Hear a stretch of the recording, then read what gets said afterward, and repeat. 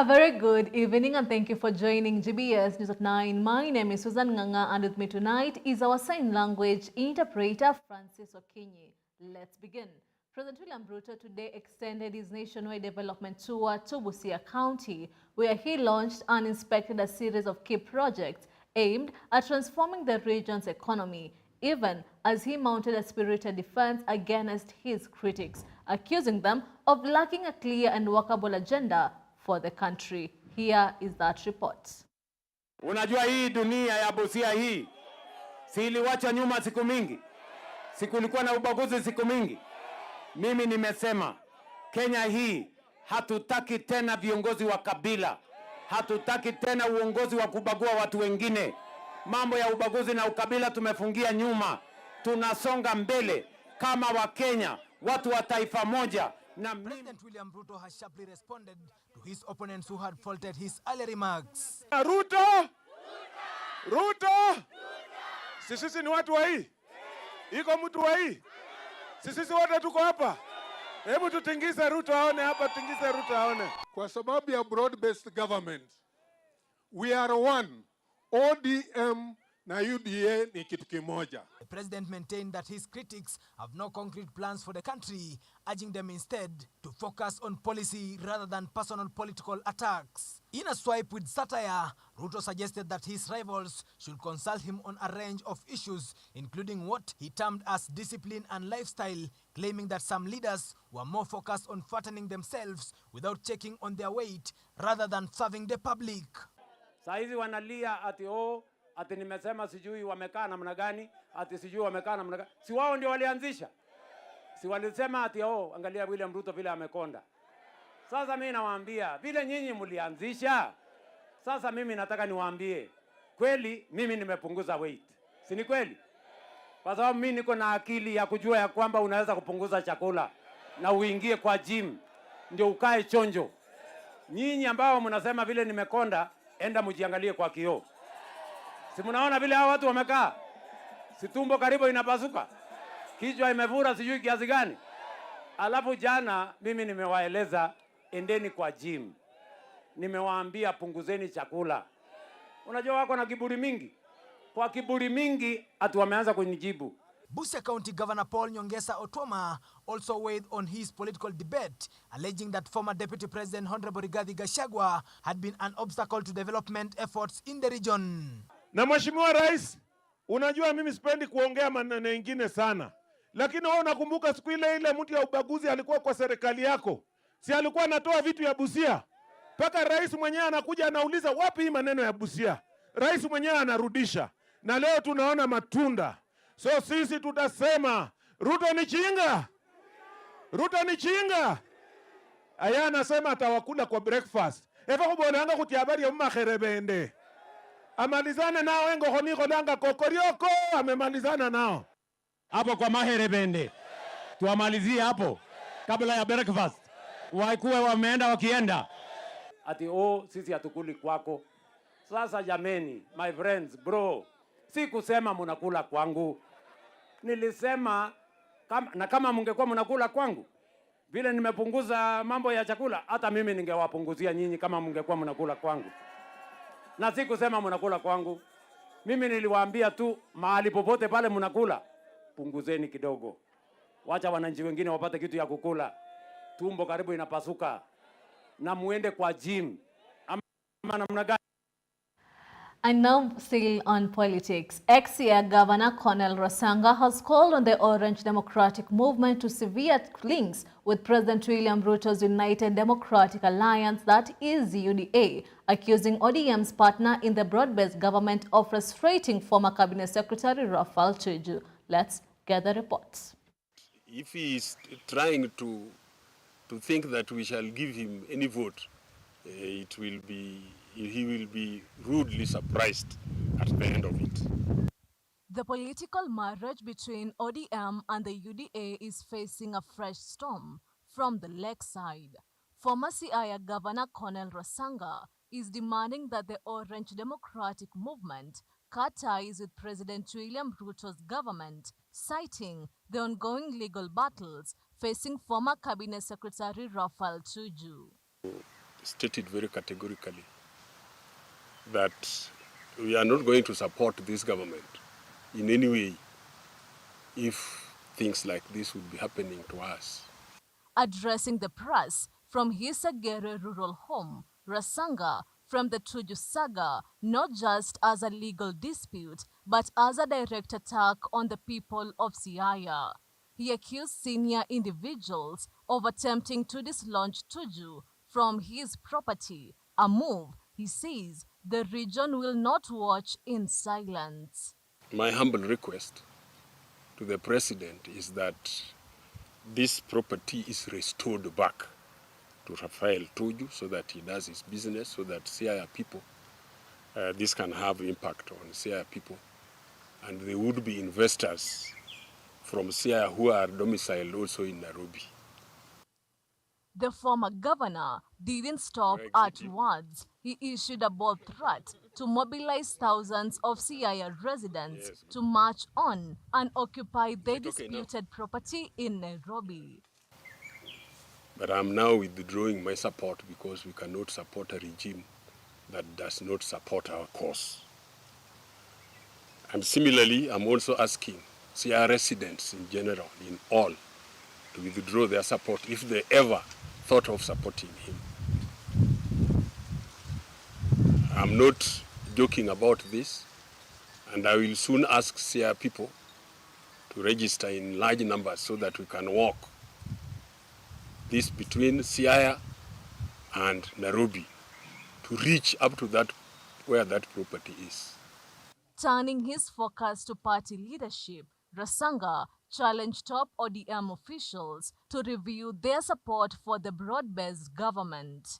Between the faction of Linda Ground and Linda Wananchi, I'm just pleading with the two factions to have a dialogue.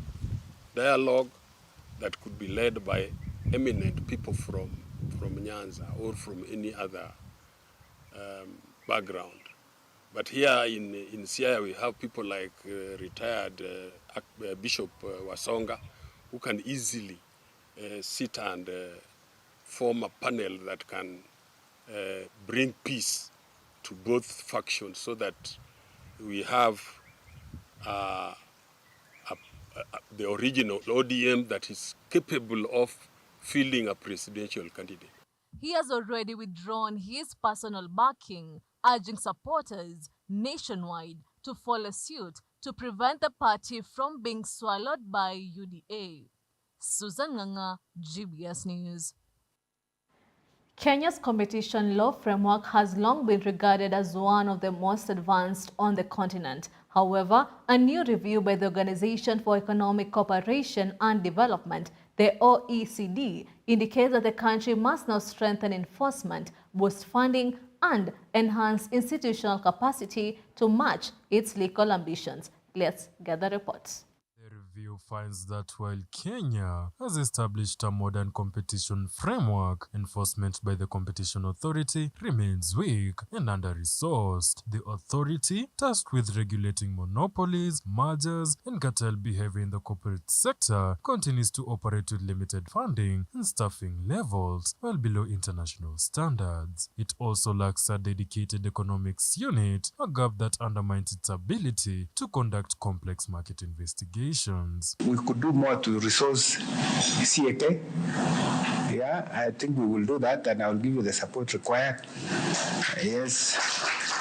If you need a chief economist, why not? Over the past 5 years, enforcement activity has remained notably low. Most cases have been settled out of court, often with minimal penalties and no admission of wrongdoing, raising concerns about whether companies are being adequately deterred from anti-competitive practices. Fines imposed remain significantly below global benchmarks, while key tools such as whistleblowers and leniency programs have failed to attract any applicants. The OECD OECD has also raised governance concerns, citing unclear rules around the appointment and dismissal of top leadership, an issue that could expose the regulator to political influence. The competition regime in Kenya is a modern competition regime. It has a strong competition law foundation, and the Competition Authority in Kenya has comprehensive powers.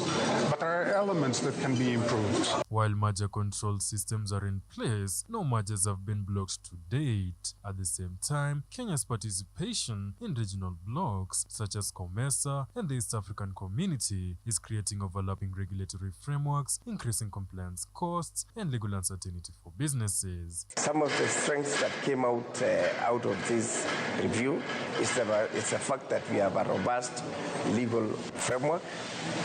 We have a mature and procedural merger control regime.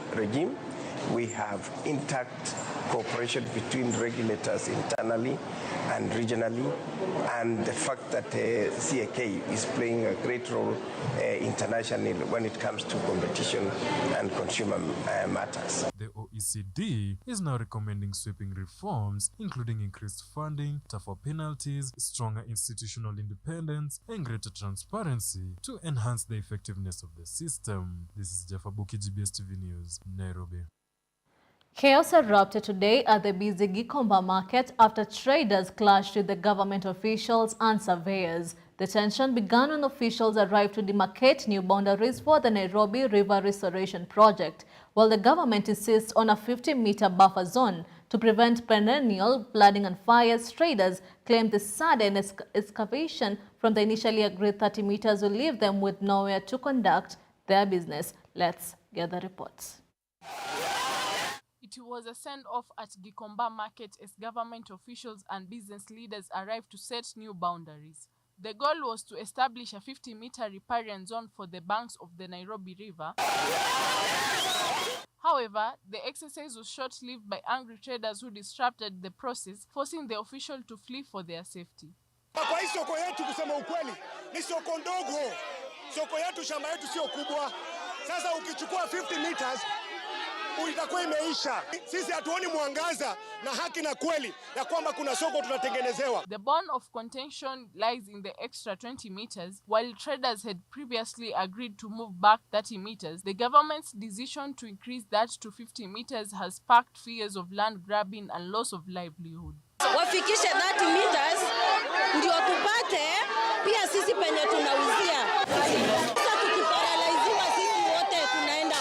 The government maintains that the additional space will be used to build a modern market to those who displaced. Currently, the relocation site remains empty due to the ongoing disagreement. Changes have consequences. They don't want to let it go. And if you don't let it go, you can't get. Who can afford to lose such a thing? This is the beginning of the end of perennial fires. This is an opportunity. This is the end. The beginning of the end of those floods. They will have to be relocated because they are right on the riparian. We declared a special planning area for the Nairobi rivers, which is 60 meters in most areas and some areas 30 meters. And so there's no need for any more public participation there. It's just to do what is right, to restore the path of the water. The county government has issued a firm warning that everyone within the 50-meter zone must vacate by the end of March before official demolitions begins. Zipporah Gaturia for GBS. And now to matters health. Delayed diagnosis and frequent misdiagnosis have been cited as a major contributors to the rising numbers of endometriosis cases among women in the country. Jacqueline Jerry, an endometriosis survivor, shared her personal experience, emphasizing that painful menstruation should not be considered normal. I'm an endometriosis warrior. I've been there, and I know that painful menstruation is not normal. I've undergone through challenges, being misdiagnosed, taking so long before knowing if it was endometriosis, but later on, I was treated. It started 2017, and last year, I went surgery, with the help of our doctor here, Dr. Joe Jagi. He helped a lot in Dandy Park, and I thank God for that. It was termed as TB, but it was misdiagnosed. Yeah. For second time, I took medication for TB so that it can clear the effusion which was in my chest without knowing it was endometriosis. Yeah. I would wish them to go for early checkup because if it takes long, it may affect other parts of the body because endometriosis, it is a full body disease. Yeah. This week we are going to perform more than 100 free ultrasound scans, and we're also going to perform more than 20 endometriosis surgery. And these are not just endometriosis surgery, these are complex endometriosis surgery. So there are going to be patients who are benefiting from this initiative, but this initiative in itself only should act as a platform for awareness, and that we need to change our practice. We need to create more awareness. We need to train more specialists.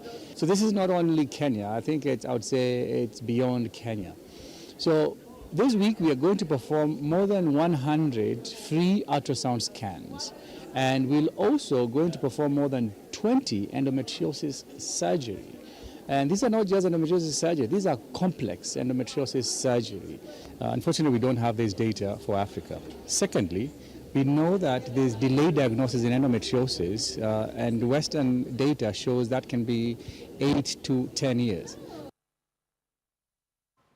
Moving on, county governments are being urged to adopt public participation forums to ensure citizens are directly involved in development planning, while with civil society organization led by the National Taxpayers Association emphasizing their role as a vital tool for accountability and transparent management of public resources. Speaking from Nandi County, representative noted that the such forums give residents a platform to question government officials and demand improved services in key sectors like water, roads, and health. The governor of Nandi said that they have project identification committee in every ward, encouraging the people of Nandi to work closely with their county leadership and all relevant stakeholders so that together they can achieve the true promise of devolution. Have continued to attract more and more people, and this is courtesy of the structure that was established following this act, where we now have project identification committees and every ward having 7 members of the project identification committee members. Patrick Nyangweso echoed what the deputy governor said by telling the citizens of Nandi County to stay engaged with their county government, and the effort ensures that they are all part of the journey towards accountability and transparency. I want to encourage the citizens of the Nandi County to continue working closely with their county government leadership and also the other relevant associations, other relevant parties, so that together we achieve the dreams of devolution. Janet Ngubalu said that this journey of accountability and transparency is one that they must continue to work together. That journey that we worked together into ensuring accountability, transparency, and ensuring the citizens are fully involved in the management of public finance has now led the county to be scored very highly in terms of the Auditor General report. The launch of the Nandi County Equity and Development Act aims to further deepen citizen power for accountability governance. This initiative is expected to empower residents to take a more active role in decision-making process that affect the use of public resources. Zipporah Gaturia for GBS. And with that, it is time for us to take a short break. Keep your feedback streaming into social media platforms at GBS TV Africa. The SMS line is always 21144. We'll be right back. The topic of discussion for today will be power, pressure, and accountability. And with this, we are going to delve more into the truth about youth leadership. It's not about others talking about youth inclusivity. It is about us to talk and put that into action. The problem of this country is always one. Majority of the people, even if you leave young people, even the old people, We suffer from mental slavery. So there's nothing like, youth should be given. There's nothing like being given. It is just a matter of standing up and taking it by force. Are young leaders being held back by gatekeepers, or are some collapsing under the weight of influence? Influence is not on the social media. Yeah, never follow what people say on the social media. The real influence that we as youth should have is the influence of us going to the ground. We must make leaders to better the society, because at the end of the day, your tenure must be remembered as an individual. What makes young people fail? Is it the pressure that they come across, or because of poor preparation as young people? Financial strain is really a pressure in the society. Seeing young people joining the political field, in fact, they're pushing you to a level. Some of the people can even fake their life. You need to have money, you need to have cars, you need to floss, maybe you go to a given rally, you need to have Benzes, radios arranged. So you must get goons very well, and arrange them, give them t-shirts. Let us avoid this kind of pressure. Go with what we have. The time has come for us to take up our leadership positions. Wakati ni sasa, kama si sasa, ni sasa hivi.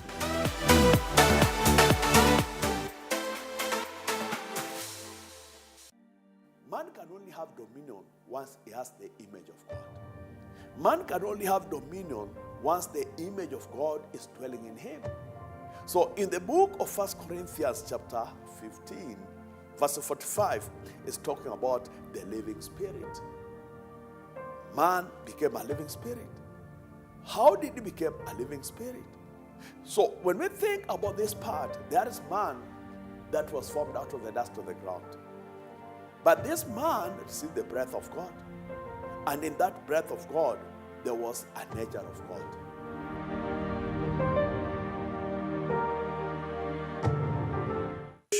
My name is Aurelina Chama at Waridi Utawala School. When I grow up, I like to be a supermodel, a doctor, a dermatologist, so that I can advise little children to deal better with their skin problems. When was the first time ulianza sasa when was the first time you got your first title? Do you prefer painting, drawing, or playing outside? Drawing. Drawing. Oh, you also like to draw?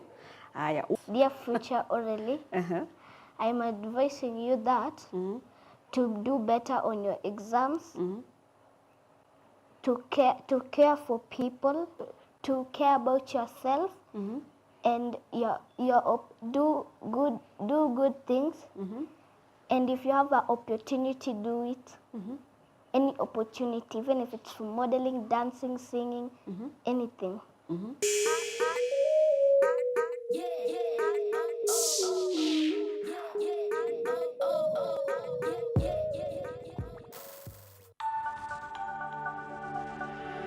Everywhere, GBS. Welcome back to the bulletin, and now to more county news. In a significant move aimed at transforming transport and economic connectivity, Simba Arati, the governor of Kisii County, has today unveiled a multi-million fleet of heavy road construction machinery, marking one of the most ambitious infrastructure investments by the county government in recent years, as part of efforts to open up rural areas, improve accessibility, and accelerate development. Let's get the report.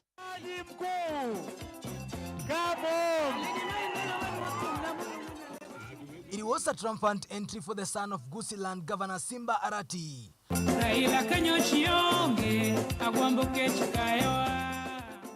Arati launched new road construction machines that included 15 excavators, 8 rollers, 5 bulldozers and 20 tippers, among other machines, in what the county government describes as transformative steps towards improving road networks across the county. We gather here today on this auspicious and historic occasion, a day many of us never dreamed we would witness in our county. Such moments do not arise by chance. They are forged through critical decisions. The governor says that the investment will significantly enhance the county's capacity to open up rural access roads, ease transportation, and spur economic growth by connecting farmers and traders to the market. He noted that for years, Poor infrastructure has hindered development in parts of Kisii, and the new machinery will reduce reliance on costly equipment leasing while accelerating project delivery. Before us today are 15 road graders, 8 excavators, 3 wheel loaders, 5 rollers, and 1 bulldozer. In addition, Kisii hoye! Kisii hoye! In addition, 20 tippers, 2 fuel tankers, 2 water bozers, 2 prime movers, and 1 tool truck shall soon be delivered. The initiative has received backing from key national leaders, including Sylvanus Osoro, who lauded the governor for prioritizing development and service delivery to residents. Education Cabinet Secretary Migos Ogamba also praised the move, saying that improved road infrastructure will enhance access to school and other essential services, particularly in remote areas. Nataka kushukuru sana Bwana Governor kwa sababu leo umeonyesha kwamba ile siasa inatakikana kupigwa Kenya hii ni siasa ya maendeleo. Na siasa ya maendeleo ni siasa kila mwananchi anataka. Hizi tractors ambao umeleta hapa ni tractors zitaenda katika constituencies zetu zote na zitasaidia wananchi kwa kufungua mabarabara. Hiyo ndio tunataka. Hata kwanza niambie wewe Mheshimiwa Gachagua, leo nimekusikiza katika Kameme. At least leo hujaongea juu ya William Ruto asubuhi, kwa sababu ulipewa dosi yako jana na hatujamalizana na wewe, utaongezewa dosi nyingine ya pili, ya tatu, ya nne. Because we have to tell each other the truth. Lazima tuambiane ukweli. Iwezi kuwa ya kwamba kuna viongozi wanadhani ya kwamba they have monopoly of violence, monopoly of insults. Ukiamka asubuhi umepeana matusi yote, alafu wakati Mheshimiwa Rais anajibu tu siku moja unasema umereduce presidency. Are you agreeing ya kwamba wewe uko chini kama Rigiji? Leaders expressed optimism that projects will not only improve mobility but also attract investment and create job opportunities for local residents. Davis Karani for GBS News. And now to matters education. There is a growing concern in Kerugoya after a defilement case involving a teacher at Kerugoya School for the Deaf was presented in court. The case, which is set for mention on April 2nd, has sparked outrage among parents who are demanding justice, improved protection for learners, and accountability from both the school administration and relevant government authorities. Let's take a look. A court at Kerugoya has scheduled the motion of a defilement case involving a teacher at Kerugoya School for the Deaf for April 2nd, 2026. Presiding over the matter, Senior Resident Magistrate Nelly Kariuki directed that the case against the accused teacher, Gideon Chomba, be mentioned on the set date. Parents of learners attended the session of Kerugoya Law Court, expressing concern and demanding justice for the affected children. Sasa mimi upande wangu na Ministry of Education nilipochukua tu kupeleka mtoto wangu Kerugoya School for the Deaf, niliamini hiyo shule ni nzuri na mtoto wangu kila siku atakuwa safe. Sasa mimi kushtuka ni kwamba ati mimi nilipeleka mtoto wangu Kerugoya School for the Deaf, but the last minute nikakuja kugundua nilipelekea walimu mwanamke. Shule ilikuwa imenyamaza, na kama hii kitu ilifanyika since 15 walikuja kuambia mzazi wao mtoto mwingine 23rd, so ilikuwa inakaa ilikuwa a part of kuficha hiyo kitu mzazi asije kujua, ndio wanyamaza na mtoto ako chini ya ulinzi yao na wakuambia mzazi wake walikuwa wamenyamaza. Kwa nini? Inaonekana isipokuwa ni hiyo mtoto alikuwa na dawa huyo mama yake yangu yaambiwa kama aingenyamaziwa kama venye walinyamazia kesi yangu. So labda kuna hata wengine wako huko na imefichwa kama venye yangu ilikuwa imefichwa. Na kama huyu mtoto mwingine angelikava, mama yake angejua ingefichwa kama venye walificha yangu walificha na wakijua ni kuficha wanaficha. I have a lot of pain kujua hii kitu ilifanyika. Wanaona mtoto wangu ako na uchungu, nimewapea mtoto wangu wamlinde, wamtunze, atoke huko na degrees, akuwe daktari, akuwe mwalimu kama wao. Lakini walificha kwa nini? I have a lot of pain. Justice must be seen to my child and every other child in that school. Nominated MCA Harrison Bondi called on the Ministry of Education to take firm action and ensure the safety of learners in special schools. He also urged the judiciary to provide sign language interpreters to support persons with hearing impairments during court proceedings. Nauliza tafadhali PS wa education pia county wakwe active. So kwa hiyo issue tusingoje sana, usipeleke mbele hii maneno. Napenda kuuliza kotini tafadhali waandike mkalimani wa lugha ishara, wakwe na wao. Si ati unatafuta mtu wote wanalemleta pale. Mwingine anaweza pata information wrong. So unasema wachukue time wakwe active hata wao pale. Judiciary iko independent, lazima wakuwe na mkalimani wao. Sasa wanaenda wanatafuta huku tu local na deaf clients wanahitaji kushukua kwa kesi. So na zingine wanaweza interpret wrong information. So tunasema high court tafadhali kwa na haraka tutafute mkalimani. Nataka kusema asante kwa wazazi wamekuja kusimama na mtoto huyu, tuendelee kutetea kwa haki yake. One of the parents, Agnes Jerry, said families will not remain silent until justice is served, while also raising concerns over the lack of medical reports and alleged inaction by the school administration. Kitu kingine sisi kama wazazi tumepitia mambo magumu sana na hawa watoto. Wengine wameenda mahospitali, wakati mtu anaona mtoto amesimama, anaona anaweza mtendea kitendo. Kwa hivyo tungetaka justice ya hawa watoto, huyu wa 8 years na huyu wa 13 years iprevail, na mioyo yetu itakuwa na amani. Kitu kingine hatujui watoto wetu ni nini wanapitia huko. Na kitu kingine tuliandika tukasema watoto wetu wote wakuwe assessed. Na so far hakuna ripoti tumepata. Hatujui ni watoto wangapi wamefanyiwa hiyo kitendo. Kwa hivyo sisi to the education office tunaomba kwamba hawa watoto waangaliwe na ili tupate kujua wako na shida gani, kwa sababu our students are suffering. Parents have further called for the transfer of the school principal and thorough investigations, warning that more cases could emerge if urgent action is not taken to safeguard learners. Nataka huyu headmistress atoke, mwingine ambaye ako na huyu na msiba wa hawa watoto waingie. Kwa sababu tunataka mtu mwenye anajali watoto wetu, tunataka mtu ambaye ana take care of our children. Kwa sababu they have right. Kama mtoto mwingine yote mwenye anasikia, wako na future yao. Wako wanafaa, na kwa sababu hawaongei. We are the voice of those children. Sisi ni sauti ya hawa watoto. Reporting for GBS TV, I'm Paul M. Myra.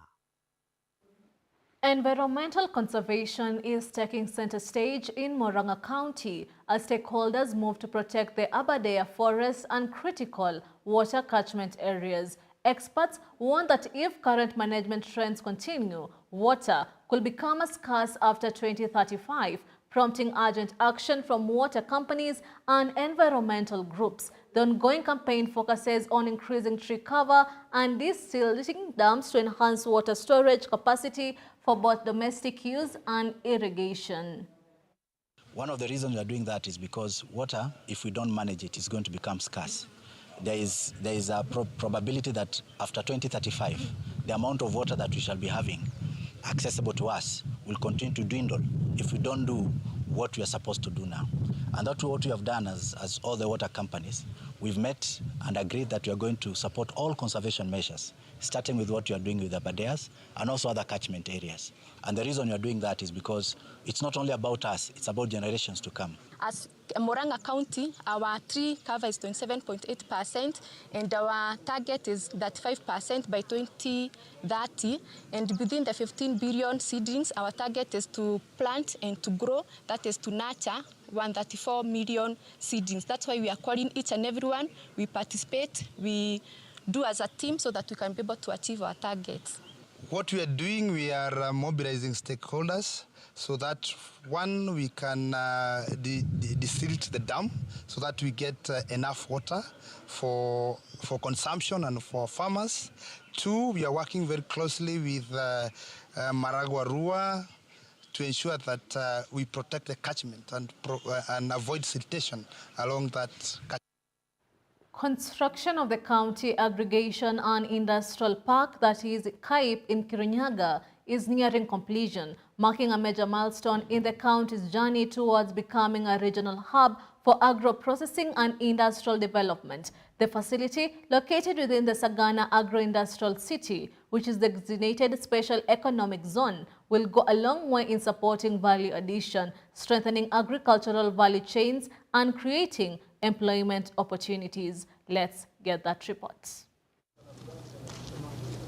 Currently, the construction of 8 warehouses has reached 86% completion. These include 2 warehouses for cold rooms, 2 for aggregation, and 4 for value addition.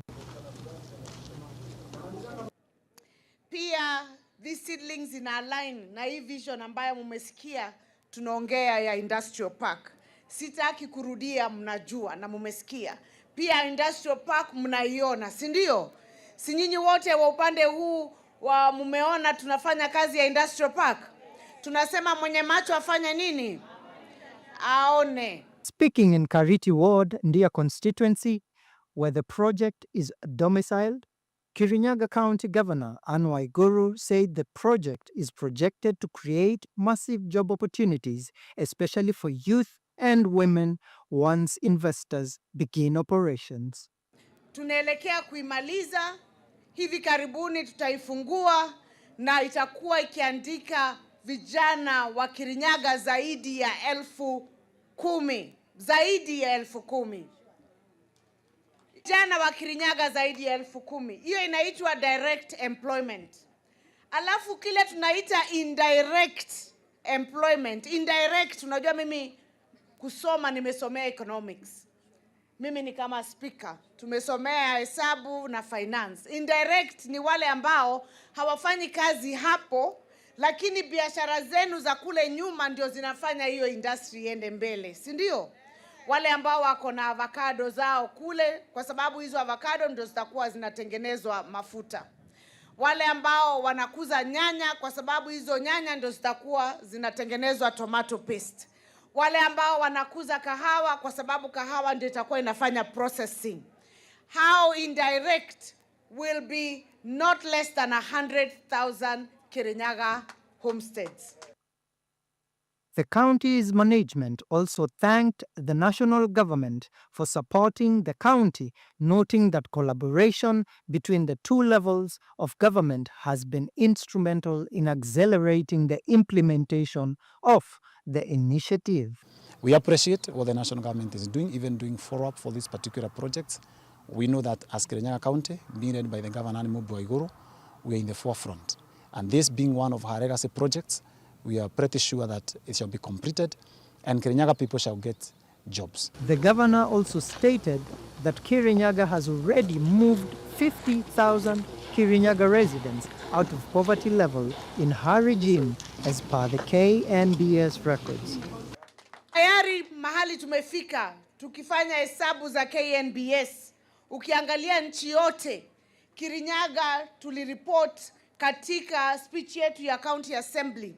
Tumetoa zaidi ya watu 50,000, 50,000 kutoka mahali tunaita poverty levels Kirinyaga kwa miaka ambazo nimekuwa hapa kama governor wa Kirinyaga County.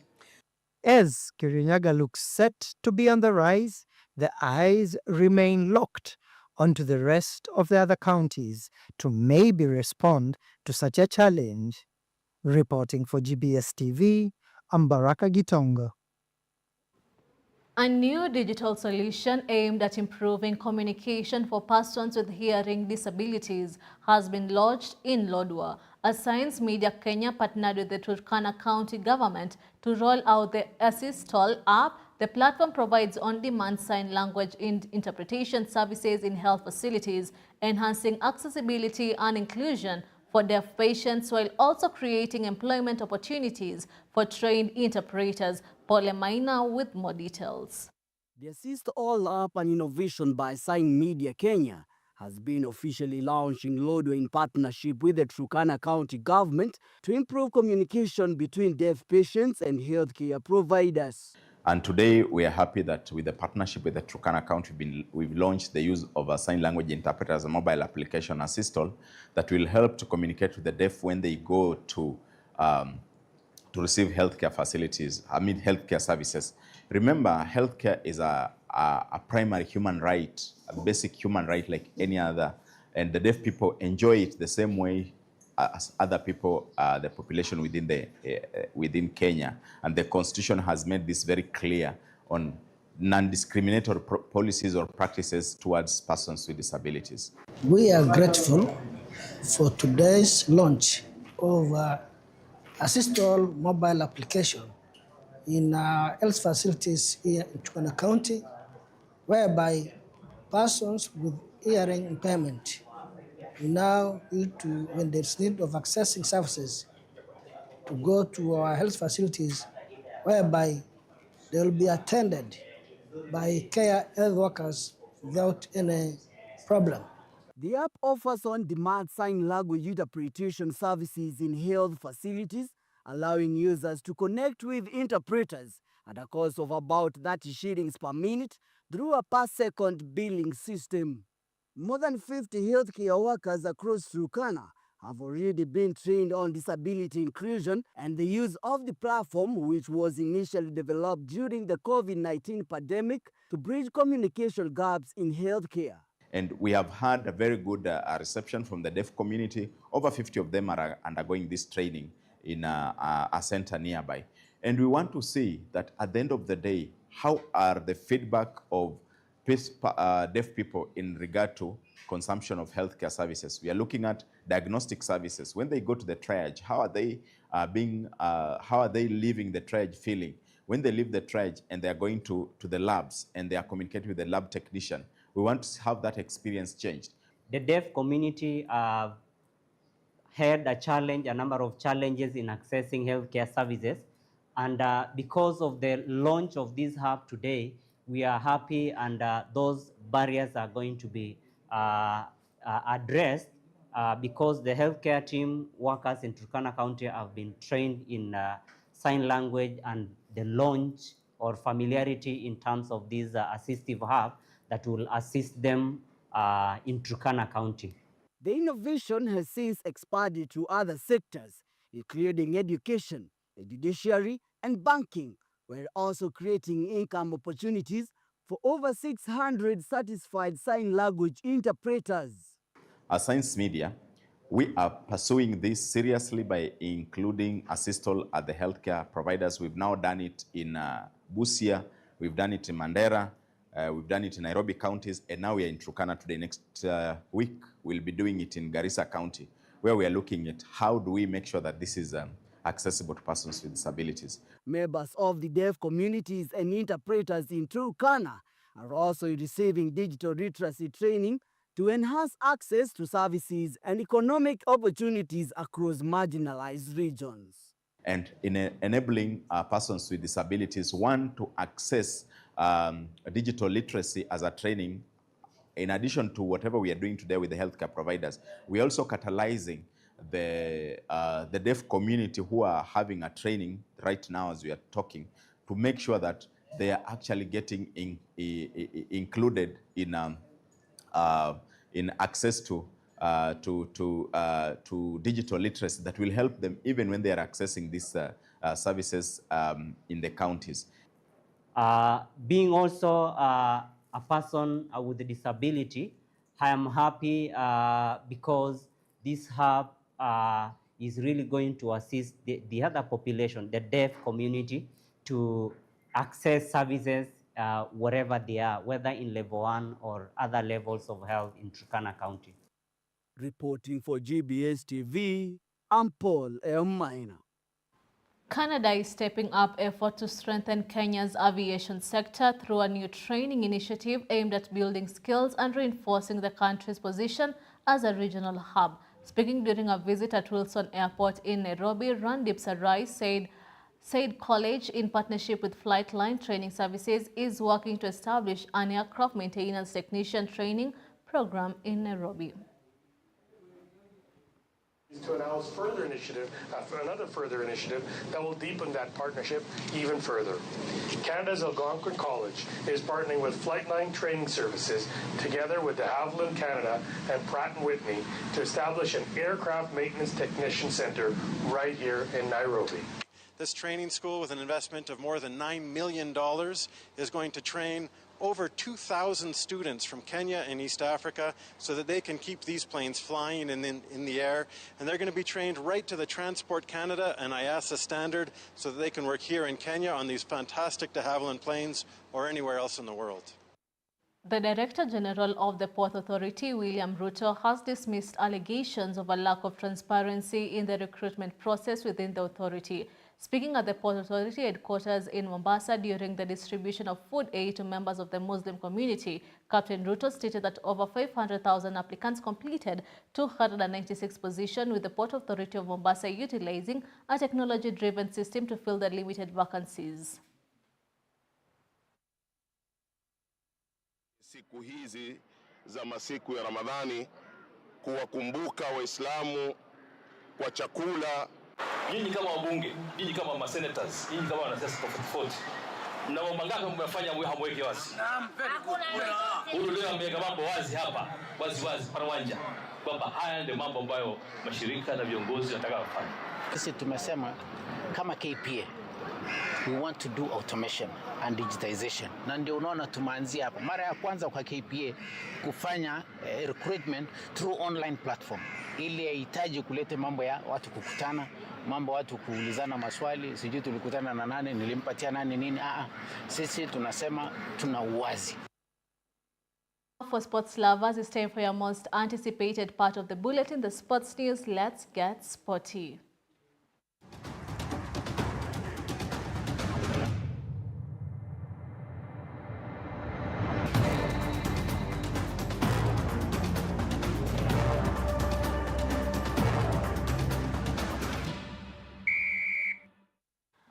And now to the sports news. African football has been rocked after the Confederation of African Football stripped Senegal national football team of their African Cup of Nations 2025 title and awarded it to Morocco national football team. The decision came after CAF ruled that Senegal forfeited the final by briefly walking off the pitch in protest of a late penalty decision, violating tournament regulations. As a result, their 1-0 win was overturned to a 3-0 administrative victory for Morocco. Senegal's coach Rep was banned and fined, while the federation has vowed to appeal the ruling at the Court of Arbitration for Sports.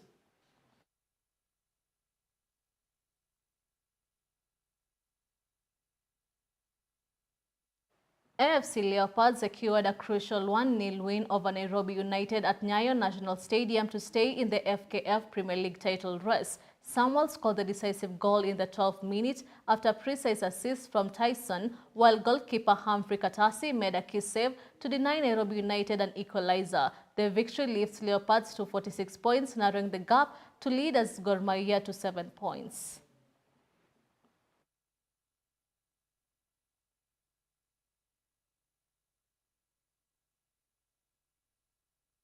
Have safely arrived in Mwanza ahead of their Tanzanian Premier League clash against Pamba Jiji FC. Club spokesperson Ahmed Ali confirmed the team is well prepared and in good conditions, with their final training set to take place at CCM Kirumba Stadium. He also urged match officials to enforce training regulations, warning against interference from the opposing team. Simba are aiming for a crucial win in their title push, while Pamba Jiji will be looking to capitalize on home advantage. Nashukuru Mwenyezi Mungu, tumefika salama Mwanza kwa ajili ya mchezo wetu wa kesho dhidi ya Pamba Jiji. Leo tutafanya mazoezi yetu ya mwanzo na mwisho katika uwanja wa Kirumba tayari kwa ajili ya mchezo wetu dhidi ya Pamba. Tuseme tu ya kwamba tuko tayari Simba Sports kwa ajili ya mchezo huo.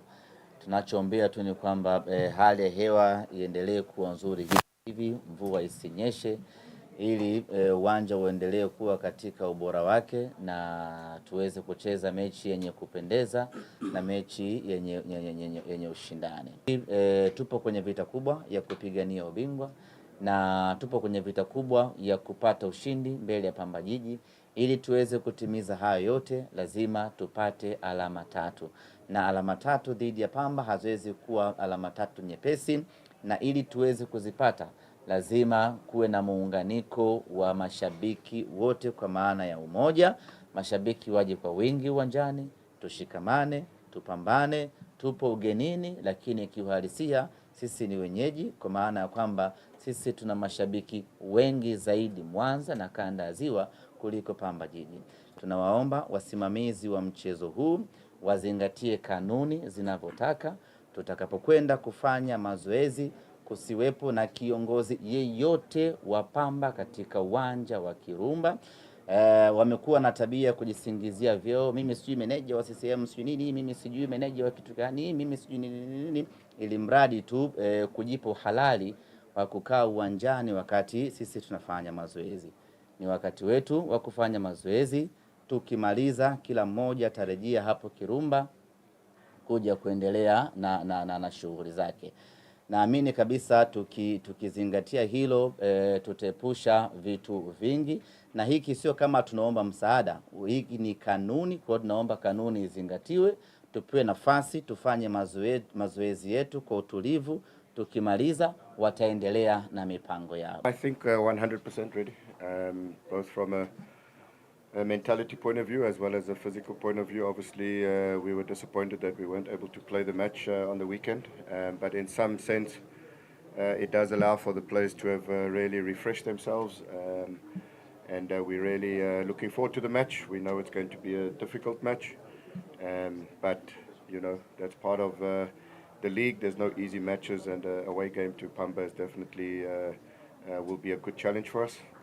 But we prepared well. We are very excited for what we are building and growing as a team, and ready for tomorrow. It's, in my opinion, it's absolutely important, a vital 3 points. Obviously, in the context of the log table and the league, these are type of games that we need to win. So very, very big match for us, important encounter. You know, we've had a block of quite a challenging number of away games, starting with, you know, it was the Dodoma away, Yanga away, it was Singida away, it's now Pamba away. So as long as we keep picking up points, keep winning matches like tomorrow, and we stay in touch at the top of the table, then I believe that we... In the FKF Women's Premier League title race, Ulinzi Starlets moved to the top of the table with a dominant 3-0 win over Citec Parks at the Ulinzi Sports Complex. Elizabeth Mudeva opened the scoring just 35 seconds in and later added a second, while Mercy Airo netted before halftime to secure a commanding lead. The victory lifts Ulinzi to 35 points, one ahead of Kenya's Police Bullets, while Citec remained fifth.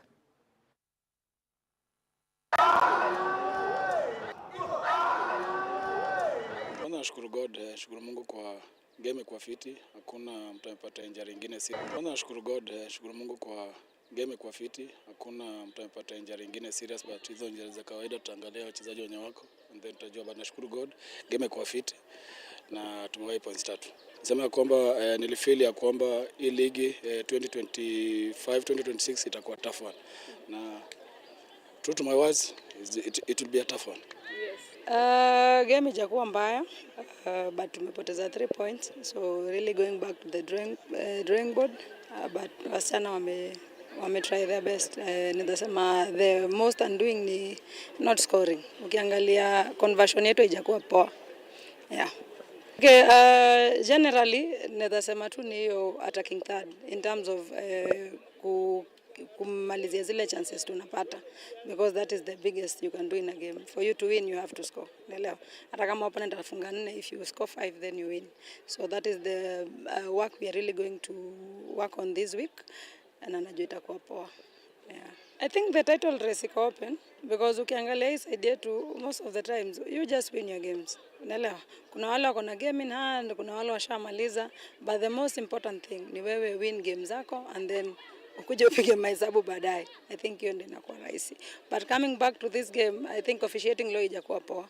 Because unatunyima advantage, unapeana hii side ingine haijakuwa poa. And Musa must see poor complain juu ya officiating, but really kama ni screaming ni screaming. Why do you deny someone a penalty and then inaenda inafungwa? So hata ukitaka huyo kocha asijam, ni binadamu, unaelewa? Pia yako na feelings. Na if you do something bad, ako na right ya kukasirika. Unaelewa? So hiyo part. The UEFA Champions League delivered a dramatic night as Real Madrid dominated Manchester City to advance comfortably, while Arsenal secured a solid win over Bayern to reach the quarter-finals. Paris Saint-Germain cruised past Chelsea with a dominant aggregate victory, and Sporting CP pulled off a stunning comeback against, setting up an exciting quarter-final clash with Arsenal.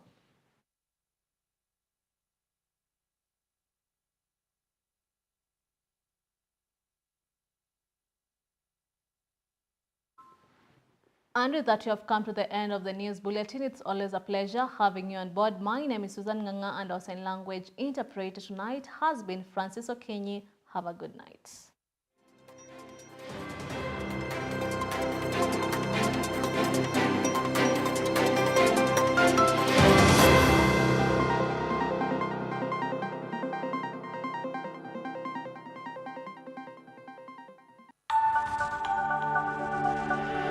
Everywhere